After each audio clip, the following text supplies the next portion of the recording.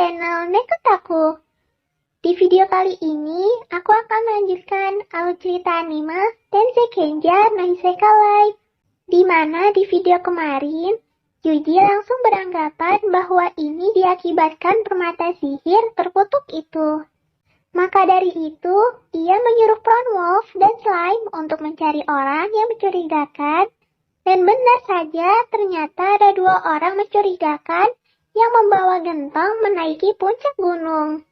Di mana saat ini berbarengan dengan naga api yang muncul dari dalam gunung berapi tersebut. Bagaimana dengan kelanjutan ceritanya? Langsung aja kita masuk ke alur ceritanya.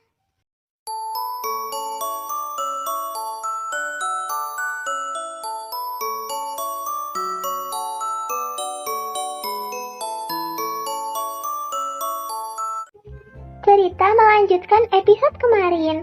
Para slime dan Brown Wolf yang ditugaskan mengecek gunung tersebut menemukan 2 orang yang mencurigakan membawa gentong kayu. Yuji sangat penasaran dengan apa yang mereka bawa dan mengapa mereka tidak takut dengan naga tersebut dan malah mendekatinya. Jadi Yuji menyuruh slime yang berada di dekat 2 orang tersebut mengeluarkan jaring sihir untuk menangkap mereka. Namun ternyata mereka lumayan sigap, dapat menghindari jaring Yuji dengan mudah.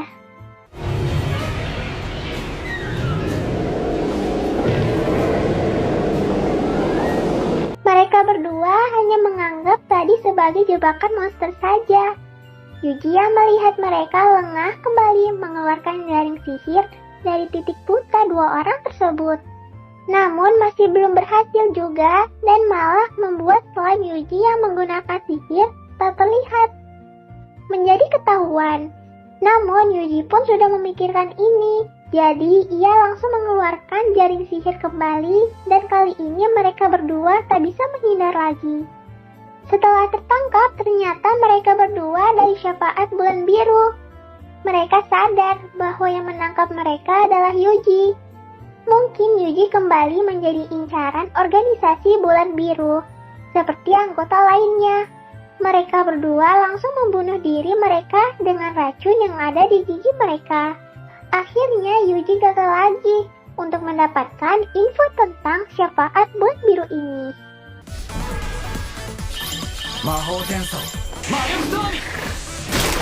Setelah itu, Yuji menyuruh para slime-nya untuk mengecek apa yang dibawa mereka, dan yang dibawa mereka adalah air. Yuji pun memanggil Dryad untuk mengecek kembali air tersebut. Dan benar, air tersebut sudah terkontaminasi kristal terkutuk. Yuji yang mengetahui ini langsung memurnikan air tersebut. Dan Dryad yang sudah selesai berpamitan dengan Yuji. Yuji langsung berpikir untuk apa mereka membawa air tersebut ke gunung berapi.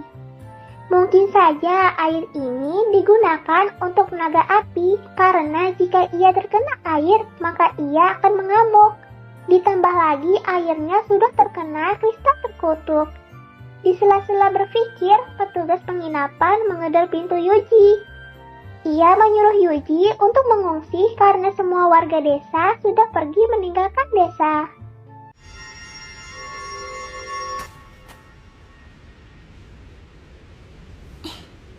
Tak lama dari itu, benar saja, hujan pun turun secara tiba-tiba, yang membuat naga api mengamuk dan berjalan ke arah desa. Yuji pun berpikir keras bagaimana cara menghadapi naga sebesar ini. Karena ada 2 sungai yang mengelilingi gunung tersebut sebelum ke desa. Dikarenakan pula naga api yang lemah dengan air. Ia menyuruh para monsternya untuk mengamati apa yang terjadi saat ia menginjak sungai. Sesampai di sampingnya, ternyata yang berada di dekatnya menjadi sangat panas, yang membuat sungai sedikit meluap. Dan saat diinjak pun, terlihat naga tersebut kesakitan. Namun tak lama sungainya lah yang menjadi kering. Jadi Yuji sudah memikirkan rencana yang harus dilakukannya.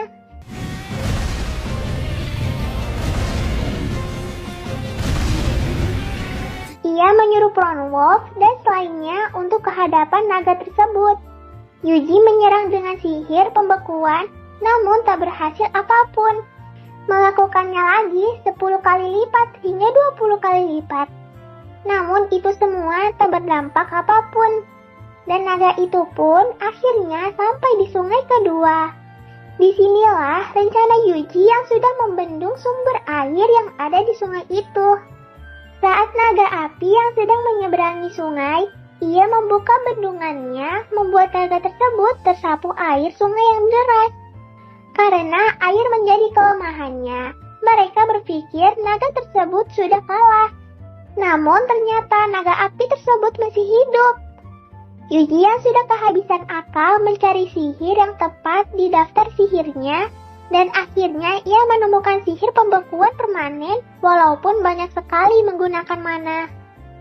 Yuji pun melakukan sihir tersebut dan sesuai dengan namanya. Kali ini berhasil membekukan naga tersebut dan membuatnya hancur berkeping-keping.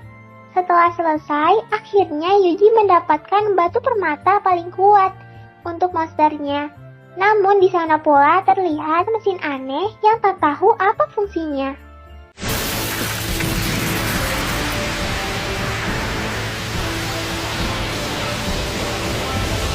Setelah semua selesai, Yuji kembali ke tempat Geigel untuk menyerahkan permata tersebut agar dibuatkan armor. Namun Yuji mengatakan itu hanya permata baga laser biasa. Namun Geigel sudah paham karena ini adalah permata naga api, namun ia pun merahasiakan hal ini. Setelah itu Yuji bergerak ke kuil petualang. Ia menanyakan tentang kota Ordario, tempat para dua orang syafaat biru tersebut katakan.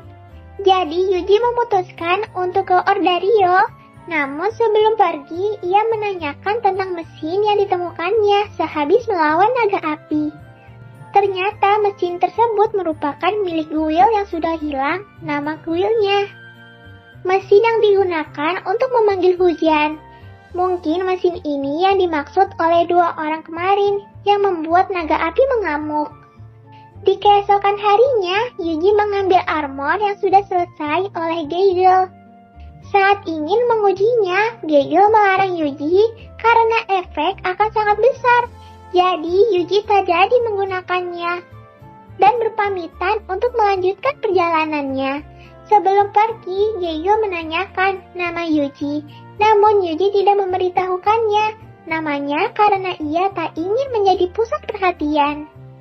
Di sisi lain terlihat orang yang mencurigakan dari syafaat bulan biru mendapatkan kekuatan.